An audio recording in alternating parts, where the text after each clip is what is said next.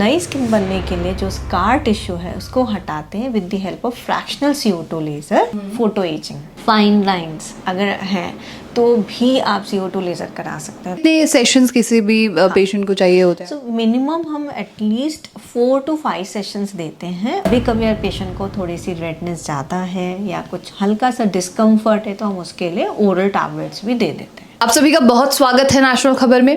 आज का ये खास प्रोग्राम उन लोगों के लिए होने वाला है जो किसी भी तरीके के स्कार से परेशान हैं, जूझ रहे हैं और इसका इलाज ढूंढ रहे हैं। स्कार यानी कि कोई भी निशान जो आपको एक्सीडेंट के दौरान मिला हो या फिर एक्ने से कोई दाग हुआ हो, और अगर आप स्किन ग्लो करना चाहते हैं, स्किन को और ज़्यादा यंग दिखाना चाहते हैं, तो इसका क्या तरीका है, क्या ट्रीटमेंट है, इसके बारे में आज हम बात करने वाले हैं। नेशनल खबर की पूरी टीम अभी मौजूद है नोएडा के लाफामिक्स डर्मा में और मेरे साथ जानी मानी डर्मेटोलॉजिस्ट मौजूद हैं डॉक्टर चंचल। और अब मैं ये कहना चाहूँगी कि इन्हें किसी भी तरीके की पहचान की ज़रूरत नहीं है, किसी भी तरीके के, क्योंकि फेमिना जैसे मैगजीन के कवर पेज पर जो है इनकी फ़ोटो को स्थान दिया गया है। आपका साक्षात्कार हुआ बिल्कुल, और स्किन और लेज़र इन सब चीज़ों में आपका एक जाना माना नाम बना हुआ है, लोग जानते हैं। हमारे पास जब मेल्स आते हैं तो डॉक्टर चंचल जो चीज़ें बताती हैं वो कैसे होता है, उनका नंबर क्या है, ये सारी चीज़ें सवाल होते हैं हमारे पास।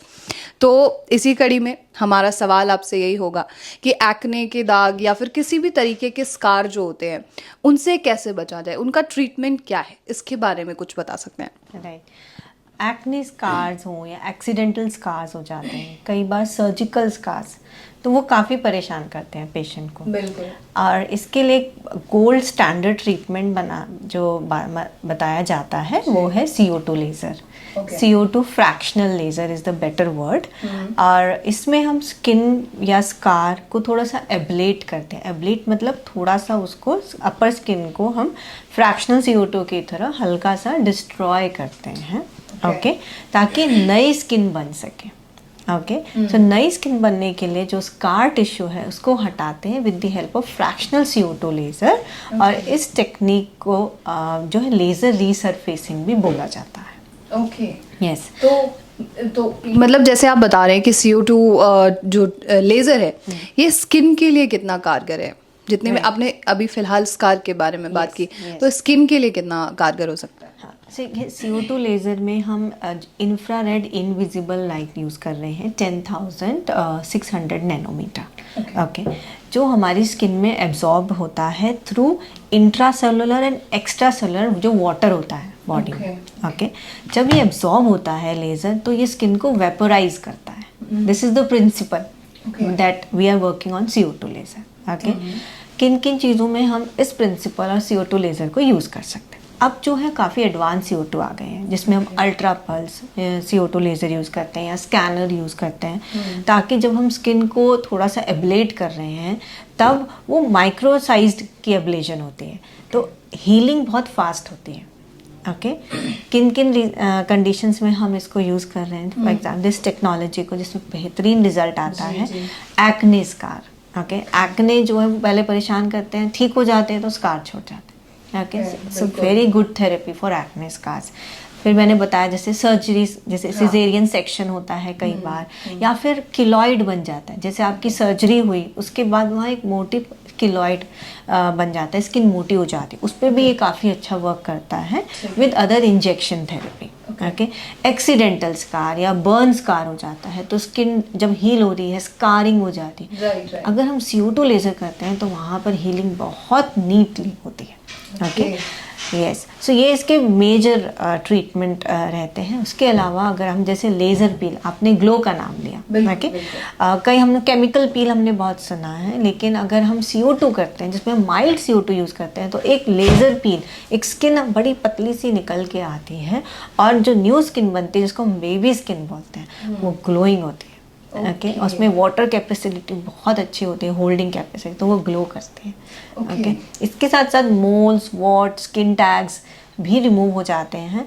और जैसे एजिंग प्रोसेस होती है तो कई निशान जैसे बन जाते हैं, सेबोरिक केरेटोसिस, एक्टिनिक केरेटोसिस, ऐसे ब्लैक ब्लैक करके निशान बन जाते हैं। इवन फ्रेकल्स अगर आपको बन रहे हैं तो भी हम CO2 लेज़र से उसको रिमूव कर सकते हैं। And to complete the list, photo ageing, fine lines अगर हैं तो भी आप CO2 लेज़र करा सकते हैं। तो it's a very good therapy for age an anti ageing therapy age. इसके मल्टीपल यूजेस हैं। समय से पहले आप जवान दिखने वाली बातें जब करते हैं तो लोगों में बड़ी खुशी आ जाती है। बिल्कुल, जरूरी है। बिल्कुल बहुत ज़रूरी है, क्योंकि आज हर इंसान एक पर्सनालिटी के साथ रहना चाहता है। अच्छा, अब इसके फ़ायदों पर आते हैं। आपने बताया कि ये एंटी एजिंग के लिए बहुत एक फ़ायदेमंद चीज़ है, ग्लो के लिए अच्छा है, तो इसके अलावा और क्या हो सकता है? हाँ, सो जैसे मैंने देखा इसमें हम स्किन को थोड़ा सा जैसे एब्लेट कर रहे हैं, तो जैसे स्किन हील होती है तो न्यू कोलाजन बूस्ट हो रहा है, न्यू फाइब्रोब्लास्ट बन रहे हैं, फाइब्रोब्लास्ट और कोलाजन जैसे बूस्ट हो रहे हैं, तो स्किन एक पर्टिकुलर पैटर्न में रीबिल्ड होती है। तो उससे जैसे मैंने बोला होल्डिंग कैपेसिटी बढ़ती है स्किन की, तो स्कार रिमोल्डिंग इज़ वेरी जिसके बेनिफिट हो गए। आपका ओवरऑल स्किन टेक्सचर इम्प्रूव हो गया है, फोटो एजिंग जो प्रोसेस थी वो स्लो हो रही है, एंड ओवरऑल आपको ग्लो मिल रहा है। ओके, सो मल्टीपली हम इसको यूज कर सकते हैं। तो इसके काफी सारे फायदे हैं। सिर्फ स्कार्स को छोड़ के या मोल्स को छोड़ के और भी कई से वर्क कर रहा है। आपकी अगर स्किन लूज है कहीं पर उसको भी टाइट कर रहा है। ओके, तो इसके कितने सेशंस किसी भी पेशेंट को चाहिए होते हैं? सो मिनिमम हम एटलीस्ट 4 to 5 सेशंस देते हैं, और हर एक सेशन जो है वो वंस इन अ मंथ ही होता है, क्योंकि कोलाजन बूस्ट होता है, इसमें कोलाजन बिल्ड अप हो रहा है, हम स्टिमुलेशन दे रहे हैं स्किन को। और सिर्फ 4 to 5 सेशन में ही नहीं है कि सब तब तक ही बूस्टअप होगा, ये 1.5 year तक बूस्टअप होता रहता है to a certain extent. This is the quality of the CO2 laser. बहुत खूब। तो जैसे अभी हम बात कर रहे हैं कि प्रोसीजर के बारे में, तो स्टेप बाय स्टेप हम समझते हैं, लेकिन डेमो जहां हम लोगों को दिखाएंगे तो वो बाद के किसी प्रोग्राम में हम दिखा सकते हैं। मैं जरूर दिखाऊंगी आपको कभी। मैं एक सिंपल स्टेप्स बताती हूँ कैसे करते हैं। पहले हम प्री ट्रीटमेंट केयर देते हैं। इफ़ आई एम डिसाइडिंग कि मैं पेशेंट को CO2 लेज़र का ट्रीटमेंट देना चाहते हैं, तो पहले प्री ट्रीटमेंट केयर होता है जिसमें कुछ मेडिसिन होती हैं लाइक कोजिक एसिड या रेटिनॉइड्स क्रीम। हम पेशेंट को 2 to 3 weeks पहले पेशेंट को वो क्रीम लगानी होती हैं, उसको बोलते हैं priming of the skin. And sunscreen is a must, क्योंकि सनस्क्रीन आपको बाद में भी ज़रूर लगाना है ताकि टैनिंग फेस पे नहीं होनी चाहिए। ओके, द डे जब हम प्रोसीजर करते हैं तो किसी भी जिस कंडीशन के लिए कर रहे हैं, तो या तो हम वहाँ पर नमिंग क्रीम लगाते हैं या नमिंग इंजेक्शन करते हैं, इन्फिल्ट्रेट करते हैं, इन्फिल्ट्रेशन।